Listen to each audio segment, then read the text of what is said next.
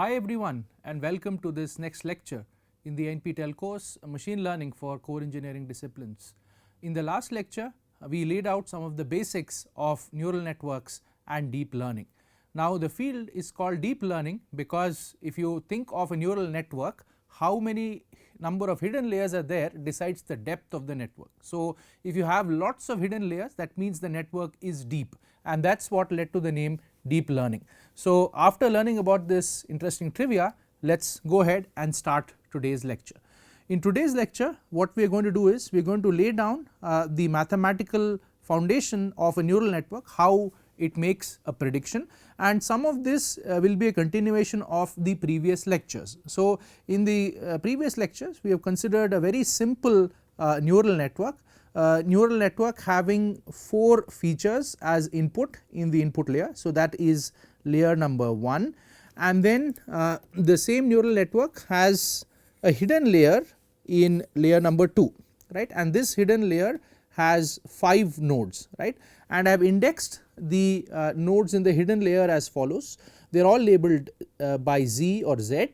The subscript indicates the node number. So Z subscript 1 is the first node in this layer, and the superscript indicates the layer number. Since we are in layer 2, this is called Z sub 1 superscript 2. Then the second node is called Z sub 2 superscript 2, Z sub 3 superscript 2, Z sub 4 superscript 2, and so on and so forth. And in this particular example network there is no second hidden layer, there is only an output layer directly, and therefore the output layer is layer number 3. Okay, so this is something we had already considered in the previous lecture, and we had already started to write down an expression for each of these Z values, right, and today we will see is how those Z values are combining to give this value y, which is the prediction for the target variable. So let us go ahead and see how this can be written. Okay. So what we had told in the last class was that you can write an expression for these Z's. So if you look at Z subscript L superscript 2, this means we are looking at the value of the Lth node in the second layer, which in our case is the hidden layer, and this was written as the activation function applied on the bias from the first layer plus the weights multiplied by the features in the first layer. So that was sum j going from 1 to p w l j 1 x j. Okay, so these x j here, these are the features, and this whole thing here you could refer to as the pre-activation output, and Z is of course the post activation output. Once you apply the nonlinear activation function, that is what you get. Okay. So this is an expression for Z. So you have a bias term, right, that is this one. So this is here the bias term, and then you have these weights that multiply the various features. So these here are the weights. Okay. So I hope you understand what notation and terminologies we have used here. Now today we want to see how we can write this y in terms of the features, right, and the y simply is a linear combination of these z's, right, with basically separate weights. So each of them will have a weight that multiplies them and then contributing to the final value. So what are these weights now? If you think about it, these will be this will be w 1 1 2. Okay. So that means that you have the weight of the first node, right, in the second layer as it feeds to the first node in the next layer. This term here, which will be multiplying Z to 2, will be W1 to 2, right. So that means the weight of the second node in the second layer as it feeds to the first node in the next layer. And now similarly you can write these other terms. This will be W132, this will be W142, and this will be W152, which means it is the weight of the fifth node in the second layer as it feeds to the first node in the next layer. As you can see, in this layer there is only one node, right. So that is why you only have to define one weight per post activation output here in the previous layer. Okay. So with that out of the way, now we can easily write what y is. Y is a linear combination of the z's multiplied by the weights. So that is z12 multiplied by w112 plus z22 multiplied by w122, z32 multiplied by w132, and so on and so forth. And this can simply be written as a summation over the number of nodes in this second layer. Okay. So how do we write it? We write it as the bias term. So this will be B12, right, bias, right, of the first node, right, in the second layer as it contributes to the next layer, plus you will have j going from 1 to number of nodes in the second layer. Let us say we denote it as n2, n2 means number of nodes in the second layer, times w1j2 times zj2. Okay.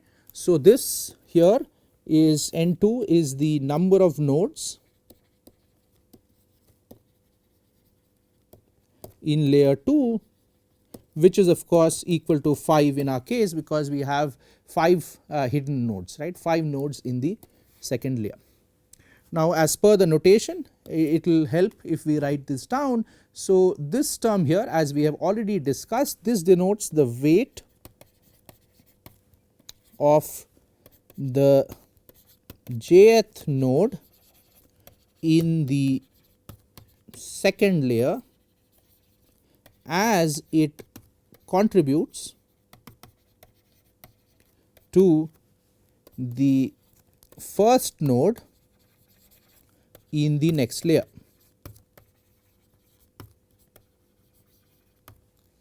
Okay.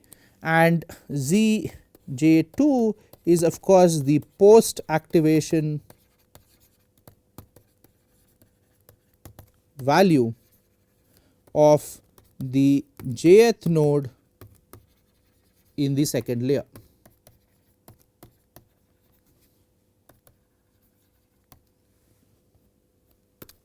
Okay. So I hope this notation makes sense, and this y is actually y hat, right, that is the prediction we want to make. We are predicting the value of the target variable, so you can call it y hat, and we have previously also denoted this as f of x, because you take the feature vector and you are making a prediction, right. So this is a function approximator, so you can call it y hat f of x, but ultimately the expression is this in terms of the values of the nodes in the second layer. Now what we can do is we can write these z's in terms of the features, right, and that expression is here. So you could plug the expression here into the expression for y hat, and that will give you the final answer. Okay. So the final prediction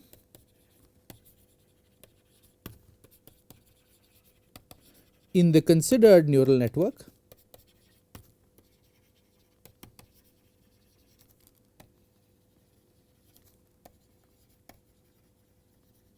is given as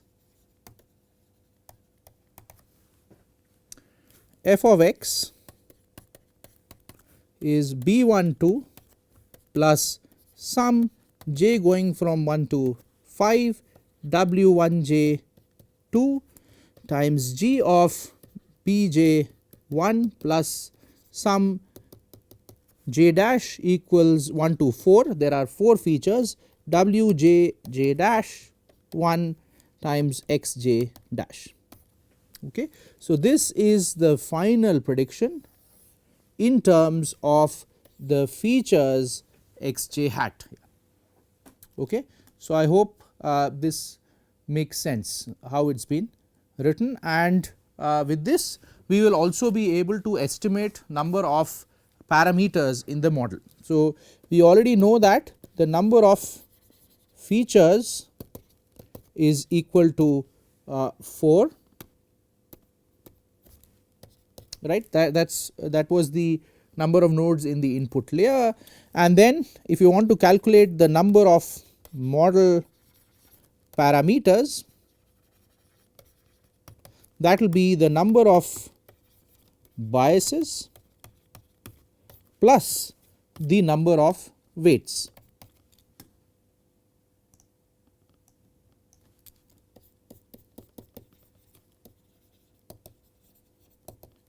And estimating these is not so difficult, right, because you know that how many biases are there. So, there is one bias here, let us highlight the biases this color. So, there is one bias here, and then you can see that there are 6 biases here, because 5 biases here, because j runs from 1 to 5, right. So, there is a total of 1 bias from here and then 5 biases from here. So, a total of 6 biases.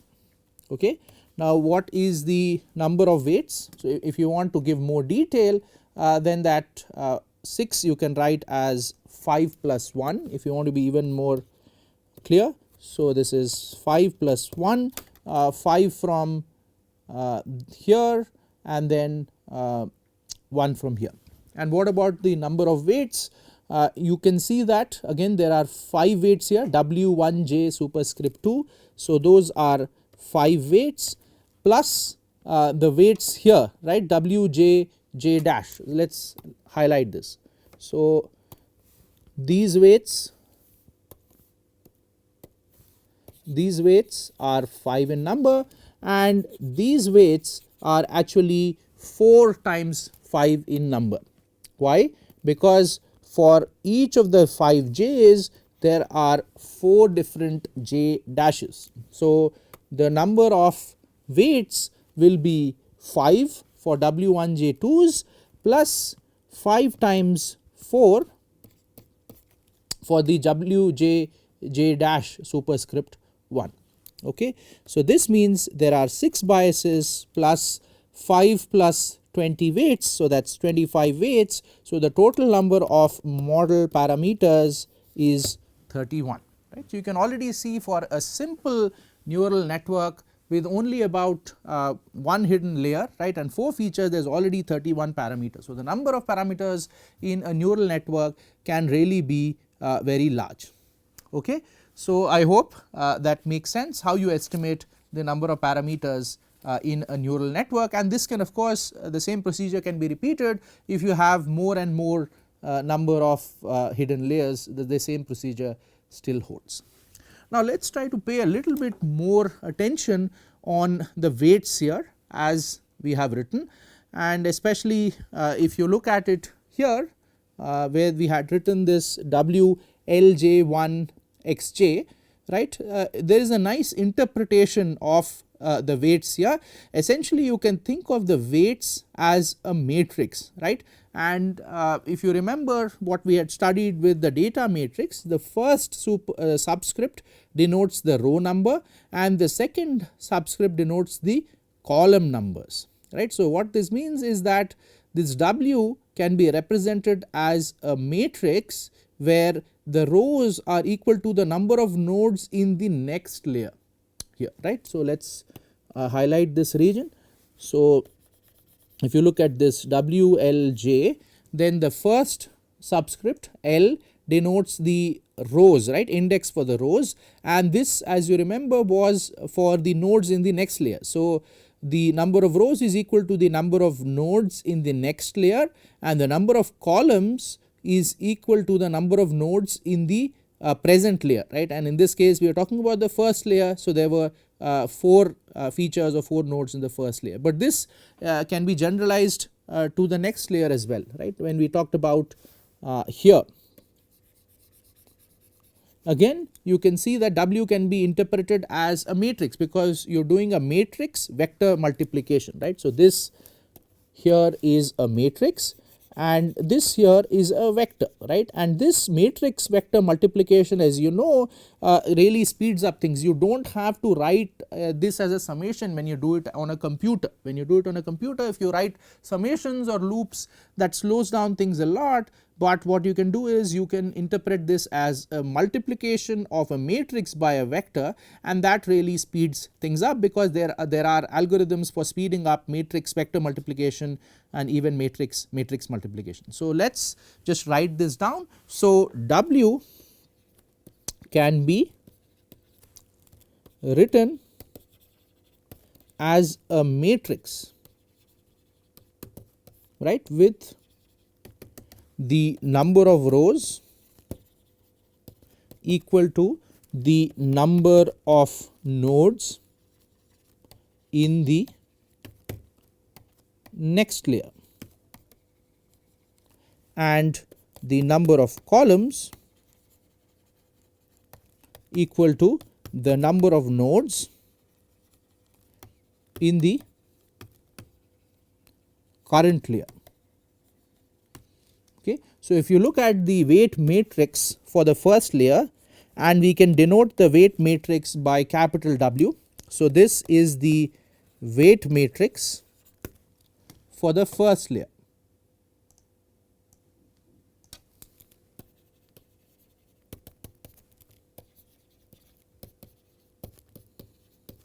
And here we are following the convention that the layer number comes in the superscript with parenthesis, right, but capital W indicates the weight matrix. So, if you are talking about only real values, right, the values for this matrix could come from the set of real numbers written here as a set of real numbers R, and the size of this matrix will be the number of rows will be the number of nodes in the next layer, which is 5, right, because layer 2 has 5 nodes, and the number of columns will be the number of nodes in the current layer, that is just 4. Okay. So, that is the size of the weight matrix for the first layer, and similarly you can write the weight matrix for the second layer.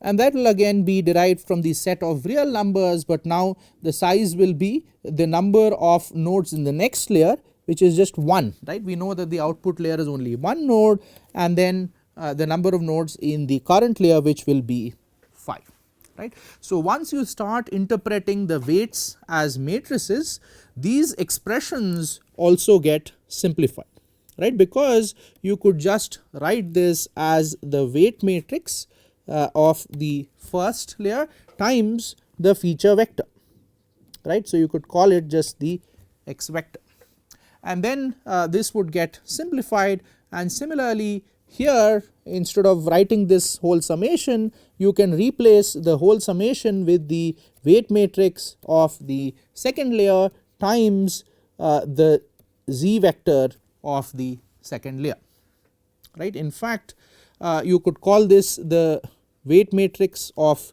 the first layer multiplied by the z vector of the first layer, right. So, this way you can get rid of the cumbersome summations that are appearing in these expressions and really simplify our writing of how a neural network works by using matrix notation. So, again you see that concepts from linear algebra are really important in machine learning, and that is why to do deep learning you need to have a strong foundation in linear algebra.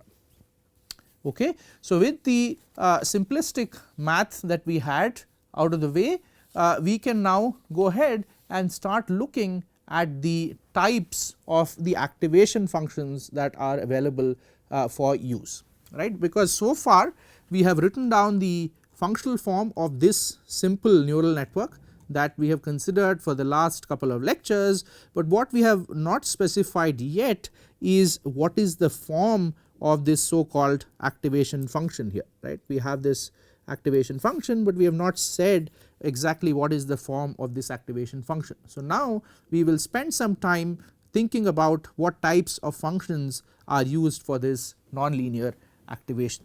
So, the topic at hand is the types of activation functions.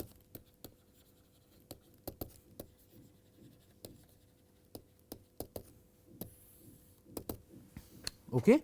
So, the simplest activation function that one can think of is actually the sigmoid function that we encountered in the logistic regression, right. It was also called the logistic function, and that was basically just g of z is equal to 1 divided by 1 plus e to the minus z, and of course e to the minus z is just 1 divided by e to the plus z. So, you can also write this as e to the z divided by e to the z plus 1, right. So, this, if you recall, is the same function involved in logistic regression, right, same function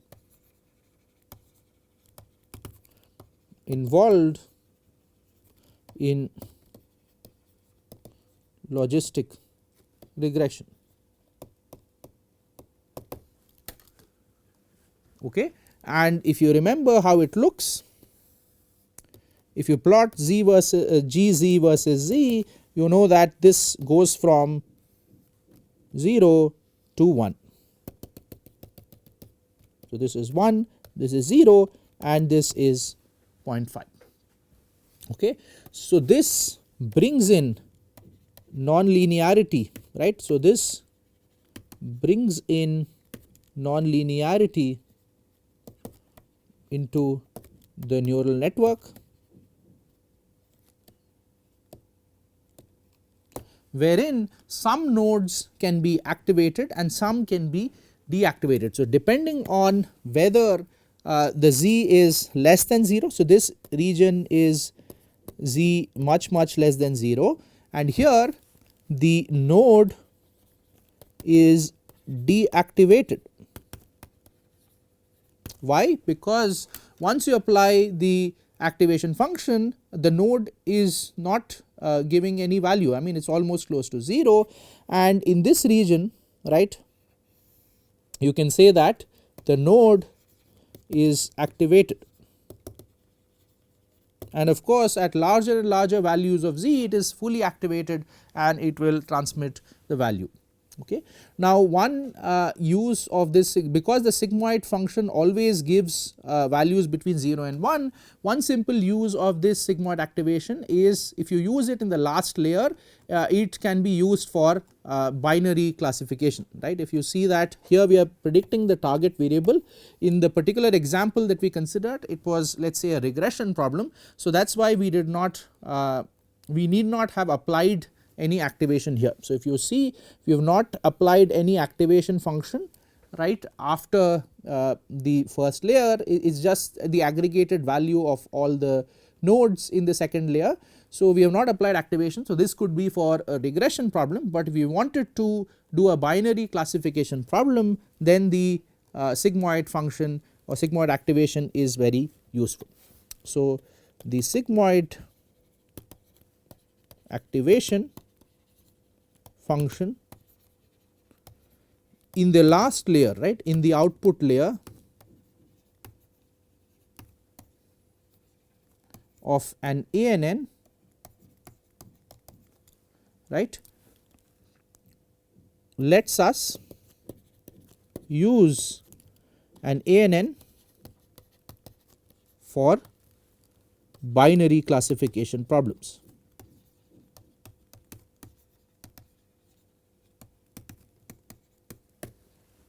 Okay. Of course, it can also be used in the other layers, there is no problem, because you see that after activation you are multiplying by this weight function. So, even though after activation you get a value between 0 and 1, if you add the weights and biases you can always get a value that is not in between 0 and 1, you can get any value. So, it is not a problem if the activation function is used in the previous layers, but in the final layer you have to make a decision. If you use it in the output layer, then you will get an output between 0 and 1, right, since the output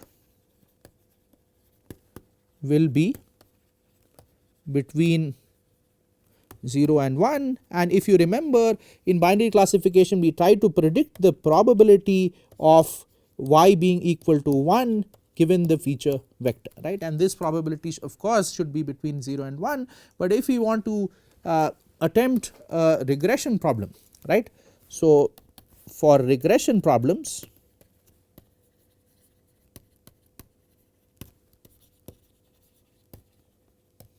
right, an activation function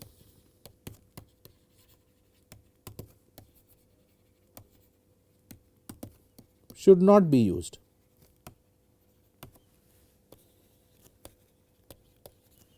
In the output layer, right, because we are just trying to aggregate the values of the nodes through the weights and biases, and we are not really interested in a value between, let us say, 0 and 1 or -1 and +1. Okay. So, I hope you understand that this activation function, the logistic function or the sigmoid function, brings nonlinearity into the neural network, and of course, it can be used in all the layers except the final layer. If you are interested in regression, if you are interested in binary classification, you can also use it in the final layer.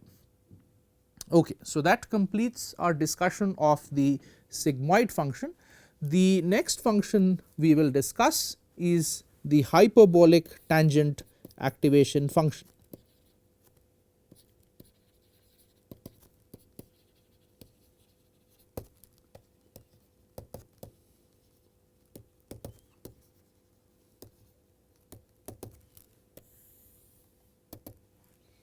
Okay.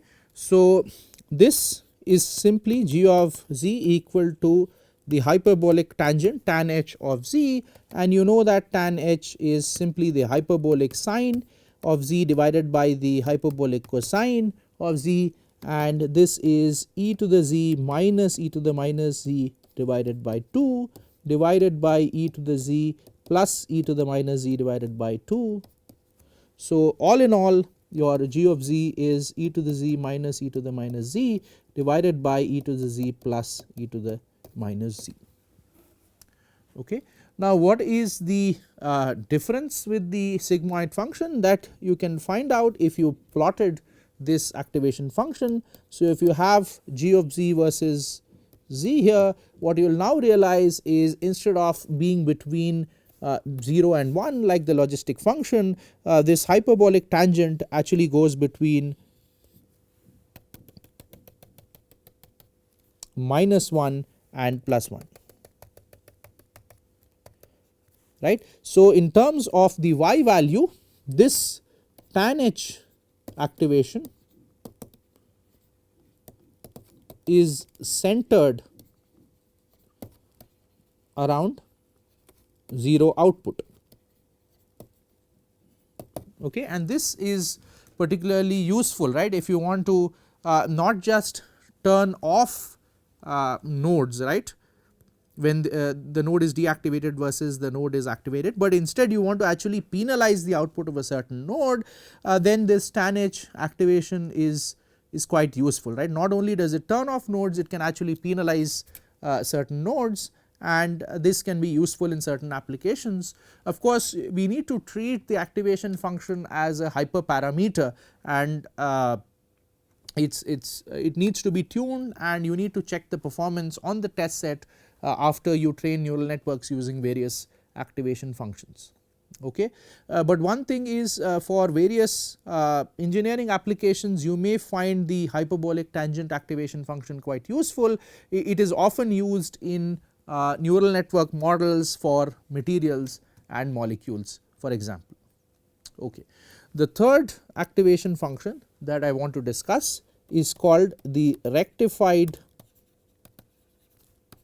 linear unit, or an ReLU,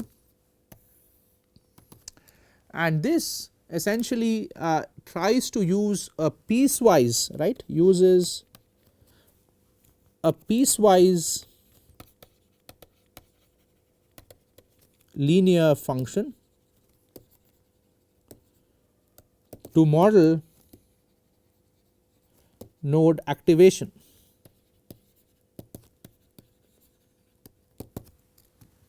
So, it is defined as follows. So, ReLU of x, ReLU of x is or z, because we have been using z to denote the pre-activation values, is essentially the maximum out of 0 and z. Okay. So, if z is less than 0, then obviously the maximum out of 0 and z will be 0, because z is a negative number, and if z is 0 or it is a positive number, then out of 0 and z, z will be higher. So, it will just be z. Okay. So, if you plot this, this is how it will look. So, on the horizontal axis is z, and on the vertical axis is the rectified linear unit. So, when z is less than 0, then basically it is this value 0, and then as it hits 0, then it becomes this straight line, right, and this is basically the y equals z line. Okay. Now, why did we go from this logistic function or the TanH function to the rectified linear unit, right? The important thing here is that this rectification has been achieved by a piecewise linear function, okay, whereas above we were using some form of an exponential function. So, e to the z is involved both in the TanH activation function, the hyperbolic tangent activation function, and e to the z is also involved in the logistic or the sigmoid function. So, the problem with e to the z is computing it is done through a series approximation numerically, and therefore, it adds computational cost, right, and in very large networks you want to minimize the time it takes to make a prediction, because even during training, right, you have to make predictions, that is how you get the loss function. So, our goal is to minimize the compute cost, and that can be achieved by using this kind of a piecewise linear function rather than an exponential function. So, this rectified linear unit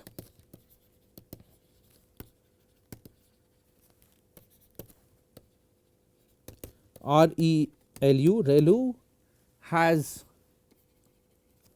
very low computational cost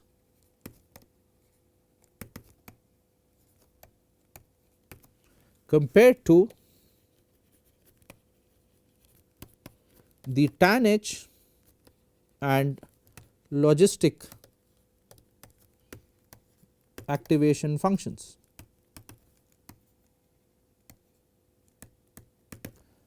As the latter involve computing exponentials, while the former, which is I am talking about the ReLU, simply uses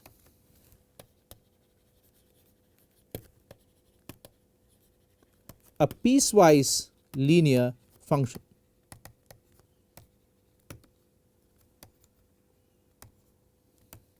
Okay. So, this makes it preferred in large neural networks. Why? Because like I said, we want to minimize the inference time, the time it takes to make a prediction, and of course, the inference time is also going to affect the training time, because every time you want to compute the loss function and the gradient of the loss function, you need to know the prediction there. Okay. So, it is preferred in large neural networks, and it avoids this so called vanishing gradient problem,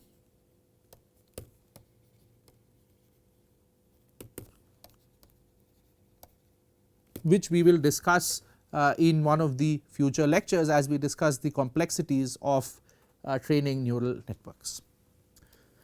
Now, the last activation function that I want to discuss, although there are many more different activation functions and you can look these up online, is the Softmax activation function.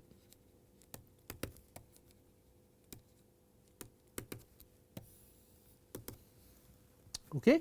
So, the Softmax activation function, right, is useful in the output layer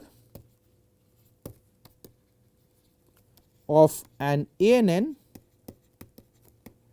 used to solve a multi-class classification problem.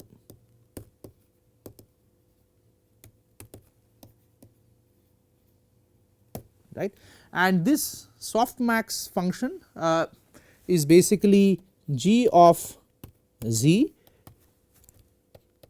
and essentially you are trying to have multiple nodes here because you are looking at a multi-class classification problem. So, g of zi is e to the minus zi divided by summation over I e to the minus zi.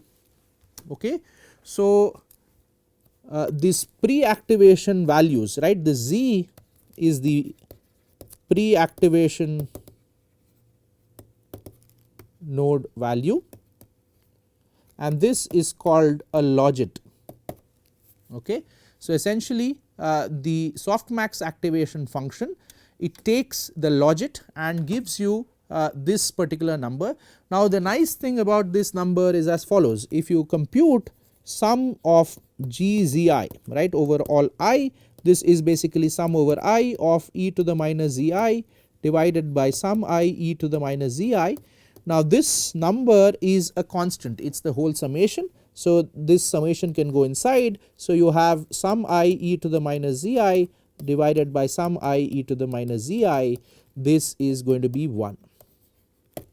The other thing is that this number exponential always returns a positive value, and you are dividing a smaller number by a larger number because each exponential is going to return a positive value. So, this output is also going to be between 0 and 1, just like the logistic function or the sigmoid activation function.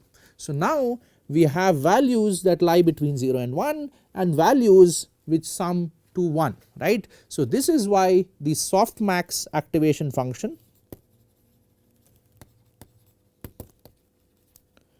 models the probability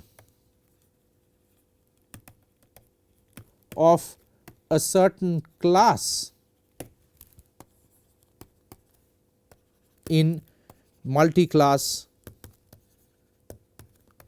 classification. Right. So, you model the probability of the multi-class probability of each class, right. So, the I here actually is referring to the class number. I is the index for class number. So, what will happen is in your output layer. So, in the output layer, right, one should thus have as many nodes as classes, right, and each the output of the softmax activation function.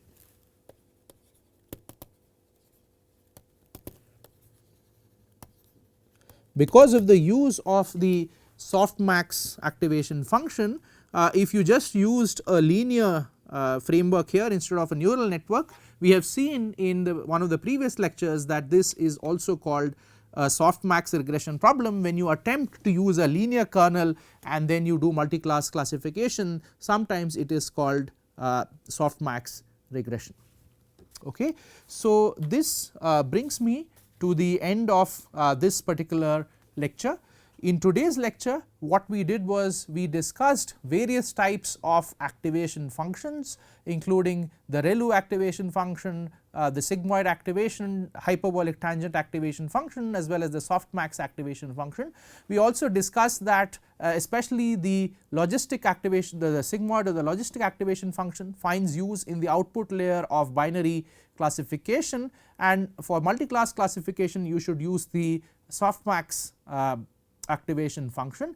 And if you want to attempt a regression problem, then although there will be activation functions in all the preceding layers, there need not be an activation function in the final layer, because you are just going to aggregate the values of each of the nodes multiplied by the weights, respective weights, and the addition of a bias.